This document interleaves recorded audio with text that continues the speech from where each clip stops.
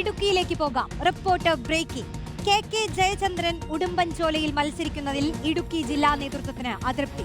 വിജയസാധ്യത എം മണിക്കെന്നാണ് വിലയിരുത്തൽ. എം മണി അല്ലെങ്കിൽ തിരിച്ചടി ഉണ്ടാകുമെന്നും ജില്ലാ നേതൃത്വം വിലയിരുത്തുന്നു. വിജയസാധ്യത മാത്രം പരിഗണിച്ച് ജില്ലാ നേതൃത്വം സംസ്ഥാന നേതൃത്വത്തിന് നൽകിയത് എം മണിയുടെ പേര് മാത്രമാണ്.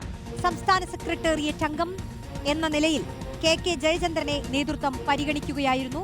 രാഹുൽ സുരേഷ് ചേരുന്നു. രാഹുൽ, കെ ജയചന്ദ്രനെതിരെ ഒരുപാട് എതിർപ്പുകളുണ്ടോ പ്രാദേശിക തലത്തിൽ?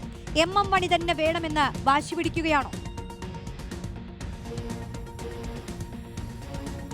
റോഷ്നി, നിയമസഭാ തെരഞ്ഞെടുപ്പിൽ സ്ഥാനാർത്ഥികളുടെ വിജയം മാത്രമാണ് പരിഗണിക്കുന്നത് എന്നതാണ് CPM നേതൃത്വം പറയുന്നത്. അപ്പോഴും ഉടുമ്പൻചോല മണ്ഡലത്തിൽ എം മണിക്ക് പകരം കെ ജയചന്ദ്രനെയാണ് സംസ്ഥാന നേതൃത്വം പരിഗണിക്കുന്നത്. ഇനിയിപ്പോൾ ഔദ്യോഗിക പ്രഖ്യാപനം മാത്രമാണ് ബാക്കി നിൽക്കുകയും ചെയ്തത്. എന്നാൽ ജില്ലാ നേതൃത്വത്തിന് എം മണി തന്നെ മത്സരിക്കണം എന്ന നിലപാട് തന്നെയാണ് ഉള്ളത്. കഴിഞ്ഞ ദിവസം ജില്ലാ സെക്രട്ടേറിയറ്റ് സംസ്ഥാന നേതൃത്വത്തിന് കൈമാറിയ ലിസ്റ്റിലും എം മണിയുടെ പേര് മാത്രമായിരുന്നു ഉണ്ടായിരുന്നത്. അപ്പോൾ നമ്മൾ ജില്ലാ നേതൃത്വവുമായി സംസാരിച്ചപ്പോൾ അവർ പറയുന്നത് വിജയസാധ്യത പരിഗണിക്കുമ്പോൾ ഉടുമ്പൻചോലയിലെ മികച്ച സ്ഥാനാർത്ഥി അത് എം മണി മാത്രമാണ് എന്നുള്ളതാണ്. അതിന്റെ അടിസ്ഥാനത്തിലായിരുന്നു ഈ ലിസ്റ്റ് കൈമാറിയത്. അപ്പോൾ ഈ സംസ്ഥാന നേതൃത്വം ആ പേര് തിരിച്ചയക്കുകയും കെ ജയചന്ദ്രനായിരിക്കും ഉടുമ്പൻചോലയിൽ മത്സരിക്കുക എന്ന കാര്യം ജില്ലാ നേതൃത്വത്തെ അറിയിക്കുകയുമായിരുന്നു. വിജയസാധ്യത എം മണിക്കാണ് കൂടുതൽ എന്നതാണ് ജില്ലാ നേതൃത്വത്തിന്റെ നിലവിലെ വിലയിരുത്തൽ.